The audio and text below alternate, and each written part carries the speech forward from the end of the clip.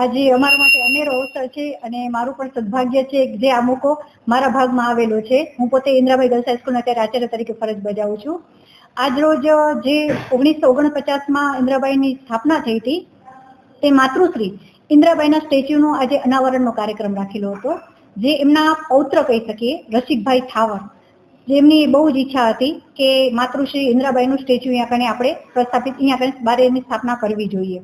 તો આજના દિવસે તેનું આપણે અનાવરણનો કાર્યક્રમ રાખેલો છે, જેનામાં નગરપાલિકાના પ્રમુખ રશ્મિબેન સોલંકી જે એના હાથે આપણે અનાવરણનો કાર્યક્રમ કરેલો હતો, જેનામાં ડીઓ કચેરીમાંથી તેમજ નગરપાલિકામાંથી તેમજ ભૂતપૂર્વ આચાર્ય, ભૂતપૂર્વ શિક્ષક જે આ શાળામાં પહેલા રહી ચૂકેલા છે, તેમજ વિદ્યાર્થીઓ સૌએ સાથે રહી અને આ કાર્યક્રમ આયોજન. અત્યાર સુધી કેટલા વર્ષ થયા અને કેટલી છોકરીઓ આ ખાસ કરીને કન્યા કેળવણી માટે આ હાઈસ્કૂલે પોતાનો યોગદાન આપ્યું છે? Number of?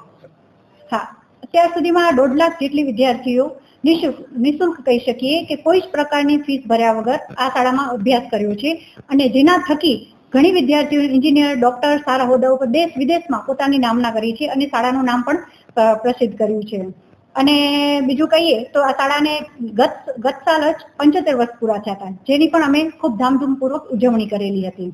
આ શાળા ક્યાંથી કયા ધોરણથી કયા ધોરણ સુધી ચાલી રહી છે? અત્યારે 9 થી 12 ધોરણ છે અને અત્યારે એનામાં 1080 વિદ્યાર્થીનો અભ્યાસ કરી રહી છે. શું છે વિકાસ માટેની તમારી આવનારા સમયમાં પ્લાનિંગ? હા, અમે અત્યારે વિદ્યાર્થી ઉપર જે વિદ્યાર્થીમાં સ્કિલ રહેલી છે, ઘણીવાર વિદ્યાર્થી ભણવામાં હોશિયાર હોય, કોઈ ગાયનમાં હોય, કોઈકમાં કલા હોય, તો કોઈકમાં રમતગમતમાં હોશિયાર હોય, તો અમે વિદ્યાર્થીઓ પર ભાર દઈએ છીએ. કોઈ એવું નથી એક જ વસ્તુ પર ભાર દો, તમારામાં જે સ્કિલ રહેલી છે તમે એના ઉપર ફોકસ કરો. દરેક વિદ્યાર્થી ભણવામાં હોશિયાર નથી હોતી, દરેક વિદ્યાર્થી રમવામાં હોશિયાર નથી, દરેક વિદ્યાર્થી સાંસ્કૃતિકમાં નથી હોતી, તો તેની સ્કિલ ઉપર અમે ભાર દઈ તેને ધ્યાનમાં રાખીને ગત સાલ જ અમે રમતગમતના 4 મેદાન બનાવ્યા છે. એક બાસ્કેટબોલનું મેદાન છે, 2 વોલીબોલના મેદાન છે અને પાછળ બેડમિન્ટનની કોર્ટ બની રહી છે. અને આ વર્ષે જ કહી શકીએ તો વેઇટ લિફ્ટિંગમાં અમારી શાળાની વિદ્યાર્થીની નેશનલ કક્ષાએ જશે, જે સરકારી શાળાની વિદ્યાર્થીની છે. અને આટલા વર્ષોમાં કહીએ તો પહેલી વખત કચ્છની સરકારી શાળામાં બાસ્કેટબોલની ખેલ મહાકુંભની મેચ અહીંયા કને અમારી સ્કૂલમાં રાખવામાં આવેલી છે. અત્યાર સુધીમાં કોઈ પણ સરકારી શાળામાં ખેલ મહાકુંભની કોઈ ગેમ અહીંયા રાખવામાં નથી આવી, જે અમારી શાળામાં હમણાં અઠવાડિયા પહેલા જ રાખવામાં આવેલી હતી.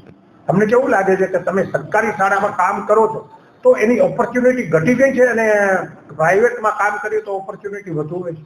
ના, એવું ઓપોર્ચ્યુનિટીનું તો આપણે એમ ન કહી શકીએ, પણ મારા માટે તો મોટું સદભાગ્ય છે જે હું આ શાળામાં ભણી છું અને મને આ શાળાનું કામ કરવાનો મોકો મળ્યો છે. એટલે મારા માટે મોટું સદભાગ્યની વાત છે.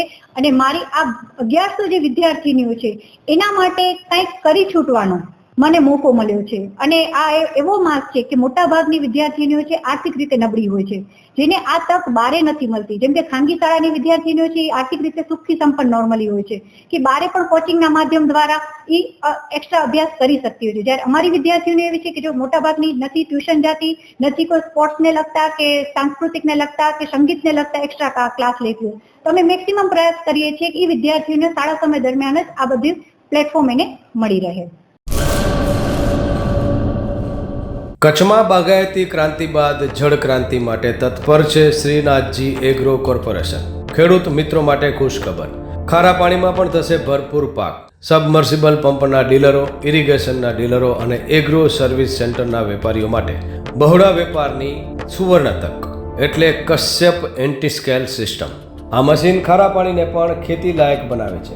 આ મશીન મેગ્નેટિક નથી, ડીલરશીપ આવકાર્યા.